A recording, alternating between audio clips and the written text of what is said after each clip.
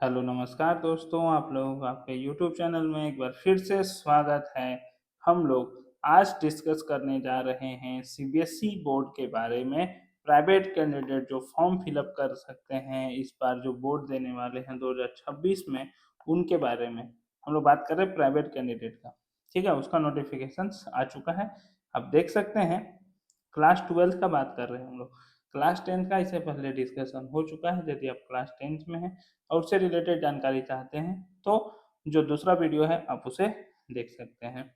ठीक है, अब 2000 जो आपका 26 में एग्जाम होगा उसके बारे में बात किया गया है कि कौन कौन दे सकते हैं। सबसे पहला इसेंशियल रिपीट जिनका 2025 में लगा हुआ है। दूसरा वैसे लोग जो कंपार्ट दिए हैं, मतलब सप्लीमेंट्री एग्जाम दिए, जैसे इस बार पास हो गए मार्च अप्रैल वाला एग्जाम में, तब तो कोई दिक्कत नहीं है। यदि कंपार्ट लगा हुआ है, ठीक है, तो पास हो गया वो इम्प्रूवमेंट देते हैं। जिनका कंपार्ट लगा हुआ है, सप्लीमेंट्री एग्जाम फिर से दिया, फिर उसमें कंपार्ट लग गया, तो आपका सेकंड चांस कंपार्टमेंट के तौर पर गिना जाएगा। ठीक है, और जो फेल और इसेंशियल रिपीट हैं 20 में, 21 में, 22 में, 23, 24 और 25 में, वो सब फिल कर सकते हैं। और जो पास हो चुके हैं उनको इम्प्रूव देना यदि है एक या एक से ज़्यादा सब्जेक्ट में, तो इम्प्रूव भी दे सकते हैं। ये फॉर्म जो स्टार्ट हुआ है वो 9 तारीख से स्टार्ट हुआ है। और कहाँ पर अपलोड मतलब फॉर्म फिलअप होगा, वो होगा व्यक्तिगत परीक्षार्थी पर, लिंक अवेलेबल है। ठीक है, सीबीएसई की वेबसाइट में आप जाएंगे cbse.gov.in, new site private candidate, तो वहाँ पर आपको मिल जाएगा। सिलेबस अभी रिसेंटली जो 2026 में एग्जाम होगा उसका जो सिलेबस होगा वही है। आप सिलेबस भी जाकर देख सकते हैं cbseacademy.nic.in पर। अब आपको सारा एलिजिबिलिटी क्राइटेरिया, जनरल इंफॉर्मेशन, जितना भी ये सब इंफॉर्मेशन आगे आपको देखने को मिलेगा। ठीक है, और जो एग्जाम्पशन और कंसेशन होता है चिल्ड्रन विद स्पेशल नीड्स, इसमें समझिए कि वैसे लोग जो डिसेबल होते हैं किसी तरह से, ठीक है, देखने में प्रॉब्लम है या सुनने में प्रॉब्लम है, लिखने में प्रॉब्लम है, किसी तरह का यदि प्रॉब्लम है तो वो डिटेल आपको पहले से फिलअप करना होता है ताकि एग्जाम में आपको उस तरह की सुविधाएं उपलब्ध की जा सके। ठीक है, आपको फॉर्म स्ट्रिक्टली ध्यान रखना है, ऑनलाइन मोड में ही भरना है। ठीक है, ऑफलाइन मोड में फॉर्म फिलअप नहीं होगा। लास्ट डेट के बाद किसी भी तरह से नहीं माना जाएगा आपका फॉर्म फिलअप। आप फॉर्म भर दिए लेकिन फी पे नहीं किए तो भी आपका फॉर्म कैंसिल हो जाएगा। फॉर्म आप भर रहे हैं तो जो पैसा पे कर रहे हैं वो ऑनलाइन ही होना चाहिए। Net banking, debit card, credit card होना चाहिए। DD, postal, money order, cheque, ये सब नहीं चलेगा। और जो कंसेशन की बात कर रहे थे जिसके जो डिसेबल्ड पर्सन है उनके बारे में, तो RPDWD एक्ट 2016 में आप देख सकते हैं, ये भी अपलोडेड है यहाँ पर। ठीक है, आपको सर्टिफिकेट देना पड़ेगा मेडिकल सर्टिफिकेट, ताकि अब पता चल सके कि आपको किस तरह का प्रॉब्लम है, उसी के अकॉर्डिंग आपको फैसिलिटीज अवेलेबल करा दिया जाएगा। ठीक है, आपका डिटेल आप जब फॉर्म भरेंगे तो टेंशन आपको नहीं लेना है, बहुत सारा डिटेल जो होगा वो ऑटोमेटिकली ऑटो जनरेट हो जाएगा। ठीक है, जो आपको दिख जाएगा, किसी भी तरह कोई परेशानी नहीं है। ध्यान रखना फॉर्म भरते समय roll number, year of passing, ये सब सब सही सही भरना है। ठीक है, गलत आप भरेंगे तो आपका फॉर्म रिजेक्ट हो सकता है। ठीक है, तो यहाँ पे ध्यान रखना है फॉर्म भरते समय किसी भी तरह का मिस्टेक नहीं करना है, किसी भी तरह का फॉल्स स्टेटमेंट या फॉल्स डॉक्यूमेंट प्रोड्यूस नहीं करना है। यदि आप करते हैं आपका जो फी पे किया हुआ वो भी बर्बाद हो जाएगा, आपका फॉर्म भी रिजेक्ट हो जाएगा। अगला, फॉर्म भरते समय आप जो सिटी भरते हैं उसको भी सावधानी से भरना है, क्योंकि एक बार यदि आप सिटी चूज कर लिया और एक बार जो अलॉट हो गया वो चेंज होने वाला नहीं है। ठीक है, और लास्ट डेट से पहले फी वगैरह पे कर देना है। ठीक है, नहीं तो फिर आपको किसी भी तरह का उसको एक्सेप्ट ही नहीं किया जाएगा आपके एप्लीकेशन को, यदि आपने फी फिलअप नहीं किया है तो। और फॉर्म भरते समय सावधानी से भरें, खुद से देखते हुए भरें, ये नहीं बोलना है कि साइबर कैफे वाला भर दिया है गलती सर। तो जो नियम है उसके अकॉर्डिंग आपका जो फॉर्म होगा उसको मिस्टेक मान लिया जाएगा और उसको रिजेक्ट कर दिया जाएगा। ठीक है, ये सब बात यहाँ पे ध्यान रखना है अच्छे से। आपको हार्ड कॉपी सब कुछ भेजने का जरूरत नहीं है। आप फॉर्म फिलअप करेंगे तो आपको एक कॉपी डाउनलोड कर लेना है। ठीक है, मतलब पीडीएफ के फॉर्म में आएगा, उसको डाउनलोड करके अपने पास रख लेना है रिकॉर्ड के तौर पर। और जब तक लास्ट डेट है तब तक आप उसमें किसी भी तरह का जो चेंजेस करना चाहते हैं, सब्जेक्ट, सेंटर, ये सब चेंज हो जाएगा। लास्ट डेट के बाद किसी भी तरह का कोई चेंजेस नहीं होगा। आपको कोई भी जो क्वेरीज होगा वो अभी हम लोग आगे एनेक्सर्स में देखेंगे तो वहाँ पता चल जाएगा। इस सब के अलावा भी आपको यदि है तो सीबीएसई हेल्पलाइन नंबर पे कॉल कर सकते हैं 1800118002 पर 9:30 बजे से शाम को 5:30 बजे तक, जितने भी वर्किंग डेज होंगे सब में ये सारा जो इन्फॉर्मेशन है फिर कहाँ कहाँ भेजा गया उसके बारे में यहाँ लिखा गया है। इसका हम लोग को उतना ज़्यादा ज़रूरत नहीं है, ज़रूरत क्या हम लोग को। अब यहाँ पे कौन कौन से प्राइवेट कैंडिडेट्स एग्जाम दे सकते हैं। Senior school certificate examination class 12, ठीक है। अब यहाँ देखिए सबसे पहला जिनके रिजल्ट में इसेंशियल रिपीट लिखा हुआ है इस बार जो एग्जाम दिए हैं, वैसे कैंडिडेट जिनका फेल और इसेंशियल रिपीट है 12th में 20, 21, 22, 23, 24, 25 किसी भी ईयर में, ठीक है। या फिर वैसे कैंडिडेट जो रेगुलर कोर्स ऑफ स्टडीज कर रहे थे समय, ठीक है, एग्जाम देने के लायक थे लेकिन जब एग्जाम देने गए तो उनको किसी भी तरह का मेडिकल प्रॉब्लम आ गया तो वो भी दे सकते हैं एग्जाम। जिनका कंपार्ट लगा हुआ है, ठीक है, तो ध्यान रखना है एक सब्जेक्ट या फिर जितना भी सब्जेक्ट है, अब जब फॉर्म भरेंगे ना तो आपको ऑटोमेटिक आ जाएगा कि आप कितना सब्जेक्ट में एग्जाम दे सकते हैं, ठीक है। तो इसेंशियल रिपीट लिखना पड़ेगा जब आप फॉर्म फिल करेंगे तो जो कंपार्टमेंट दिए हैं उनको फॉर्म फिलअप करते समय कंपार्टमेंट लिखना है, ध्यान रखना है, क्योंकि आप एक बार बोर्ड एग्जाम मेन दे चुके हैं, सप्लीमेंट्री में भी आपका कंपार्ट लगा है और फिर से आप देना चाहते हैं, मतलब ये आपका सेकेंड अटेम्प्ट होगा। फॉर्म ऑनलाइन ही भरे आएगा ये आपको पता है। इम्प्रूवमेंट भी दे सकता है जिसको देना है, जो पास हो चुके हैं इस साल एग्जाम दिए और पास हो गए और चाहते हैं कि उनका मार्क्स बढ़ना चाहिए एक या एक से ज़्यादा सब्जेक्ट में, तो आप इम्प्रूवमेंट एग्जाम दे सकते हैं, ठीक है। एग्जाम वही होगा, इम्प्रूवमेंट के तौर पर आपको फिलअप करना है, ध्यान रखना फॉर्म भरते समय, ठीक है। Only those student who have been declared pass in 2025 can apply for improvement of performance subject to fulfilment of other conditions, ध्यान रखना है। अगला आपको एक फॉर्म फिलअप करना है, एक से ज़्यादा फॉर्म फिलअप करेंगे तो आपका फॉर्म रिजेक्ट हो जाएगा। दूसरा सिलेबस दिया गया है, तो सिलेबस जो इस बार का एग्जाम होगा 2026 का, अब सिलेबस कोई चेंजेस है नहीं, जो 25 में हुआ था वही एग्जैक्ट 26 में भी होगा, टेंशन लेने का कोई बात नहीं है, ठीक है। Subject which have laboratory practice involve, candidates with visual impairment blindness Delhi only have the options of offering any one of the course of music subject,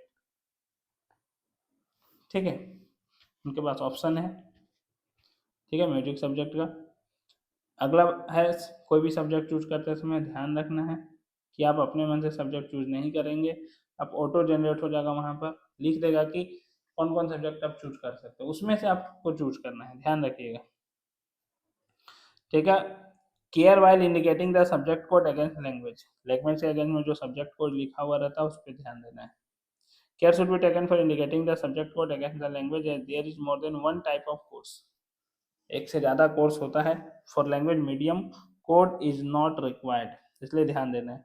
आपको एक नया रोल नंबर मिलेगा, पुराना रोल नंबर आपको एग्जाम देने नहीं मिलेगा। Examination centre के पहले बारे में बात कर चुके हैं कि सीटी आप अच्छे से भरिएगा, सीटी चेंज नहीं हो सकता है, एक बार फॉर्म भरने के बाद आपको मिल चुका है तो चेंज नहीं होगा, जब तक फॉर्म भरने का डेट है तब तक आप चेंज कर सकते हैं। पोस्टल एड्रेस सही रखना है क्योंकि आपको इसी एड्रेस पर आपका जो डॉक्यूमेंट है वो भेजा जाएगा स्पीड पोस्ट के जरिए। जो पेमेंट ऑफ फी है वो आपको पे करना है, ध्यान रखना है। अपना अकाउंट हो सकता है, डेबिट या क्रेडिट कार्ड हो सकता है, किसी का भी कोई दिक्कत नहीं है, ठीक है।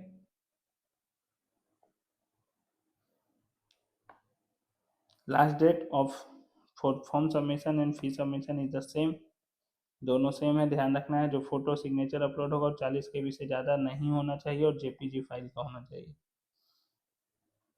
फिर मार्कशीट और सर्टिफिकेट से इशू रिलेटेड है, आपका जो रिजल्ट होगा वो आपको सबमिट नहीं करना है, not to be surrender to the CBSE, previous जो ईयर्स एग्जामिनेशन है उसको अभी सरेंडर नहीं करना है। अगला मार्कशीट वगैरह होगा तो तभी इशू होगा जब रिजल्ट आ जाएगा, ठीक है। इम्प्रूवमेंट जो एग्जाम होगा उसके लिए आपको एक सेपरेट फ्रेश मार्कशीट दिया जाएगा, ठीक है। Only the marks obtain in the set examination, जो एग्जामिनेशन दिया गया है उसका मिलेगा उसमें से मार्क्स। कंसोलिडेटेड मार्कशीट और सर्टिफिकेट मिलेगा, ध्यान देना है किसके लिए, जो सेकेंड चांस कंपार्टमेंट दिए हैं और उसमें पास हो चुके हैं उनके लिए, ठीक। The consolidated marksheet and certificate will contain marks obtained in the subject passed in the previous examination held in main or supplementary exam as well as marks obtained in subject appear for at the second chance compartment examination। सब कुछ उसमें लिखा हुआ रहेगा और consolidated marks देखने को मिलेगा एक साथ।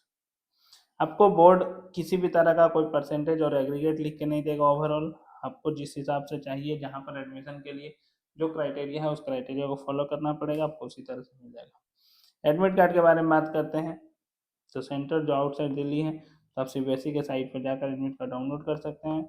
ओरिजिनल जो मार्कशीट होगा वो आपको स्पीड पोस्ट के जरिए आप जो एड्रेस फिल किए होंगे उस एड्रेस में पहुंचा दिया जाएगा।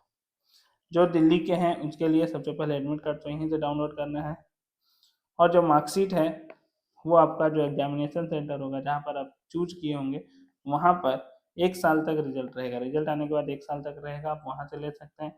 नहीं तो उसके बाद रिटर्न को रीजनल ऑफिस दिल्ली ईस्ट या फिर दिल्ली वेस्ट भेज दिया जाएगा। ध्यान रखना है दिल्ली वालों लोग के लिए।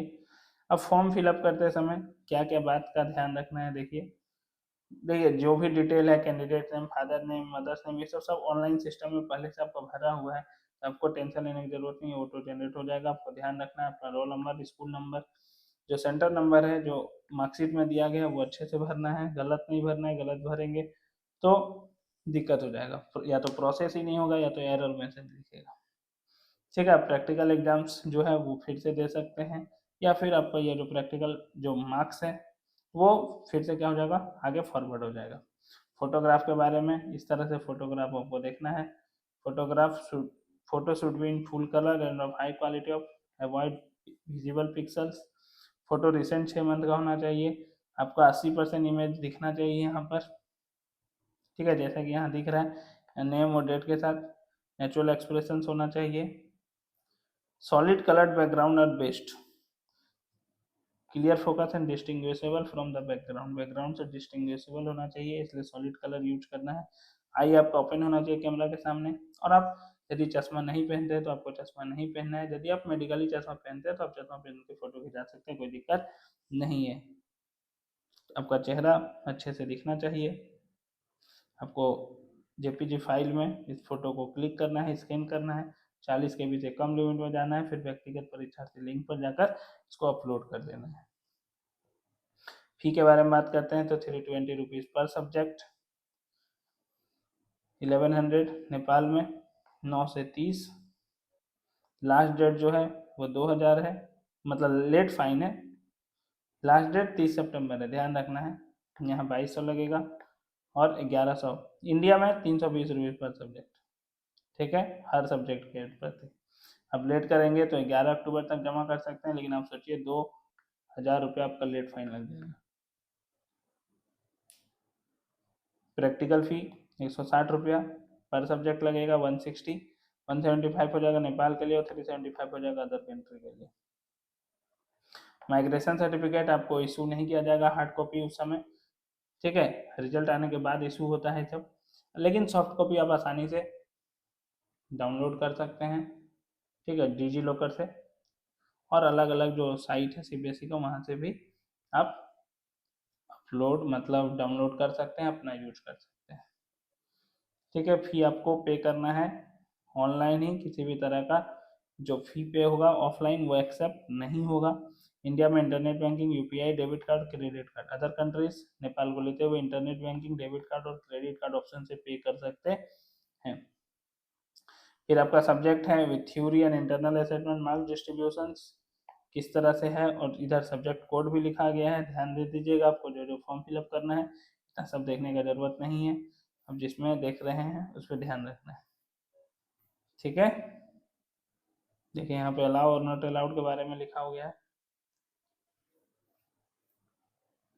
तो इस तरह से आपका सब्जेक्ट कोड है, आपका ऑटोमेटिक आ जाएगा। इस सब के बारे में ज़्यादा सोचने का जरूरत नहीं है। तो ये था पूरा डिटेल क्लास 12 का फॉर्म फिलअप से रिलेटेड। जो प्राइवेट कैंडिडेट है उनसे क्या क्या मांगा जाएगा, किस तरह से वो फॉर्म फिलअप कर सकते हैं। ठीक है, तो ये वीडियो यहीं पर होता है समाप्त। आपको ये वीडियो कैसा लगा आप हमें कमेंट के माध्यम से बता सकते हैं। हम लोग फिर मिलेंगे नए वीडियो के साथ, तब तक के लिए धन्यवाद।